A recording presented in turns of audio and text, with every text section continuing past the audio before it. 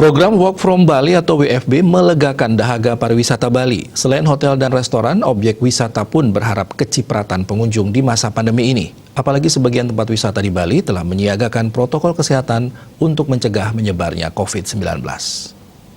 Pemberlakuan Work from Bali menjadi angin segar bagi pariwisata Bali, tidak hanya bagi hotel dan restoran, terlebih bagi objek wisata. Objek wisata Bedugul sebelum pandemi sangat padat dikunjungi wisatawan baik lokal maupun internasional. Namun kini sudah setahun lebih merasakan dampak pandemi, tingkat kunjungan menurun drastis. Salah satu destinasi yakni Taman Bunga di kawasan Bedugul, Banjarbatu Sesa, Kecamatan Batu Riti Tabanan sangat merasakan hal tersebut.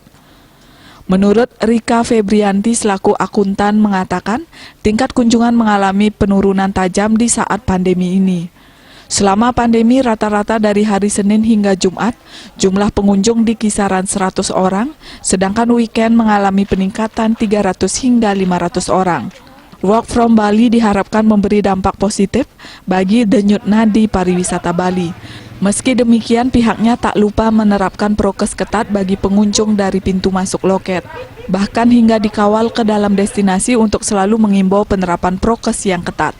Himbauan sendiri mungkin kita juga di sini tetap ya dari pintu masuk mengarahkan untuk tetap memakai masker, mencuci tangan, dan juga untuk cek suhu tubuh dan tetap untuk menjaga jarak. Terutama untuk di areal tamannya, Nike juga ada beberapa titik di sana security yang jaga. Nanti juga dihimbaukan ada beberapa juga yang nggak pakai masker, jadi ada security yang keliling setiap harinya. Tetaplah menghimbau kepada pengunjung untuk tetap memakai masker dan menjaga jarak. Penerapan prokes 6M diterapkan dimanapun berada, yakni pola hidup sehat bebas COVID-19, yakni memakai masker, menjaga jarak, mencuci tangan, mengurangi bepergian, meningkatkan imun tubuh, dan mentaati aturan pencegahan COVID-19 sehingga Bali terbebas dari COVID-19 dan pariwisata Bali kembali normal sedia kala. Indrawan, Bali TV.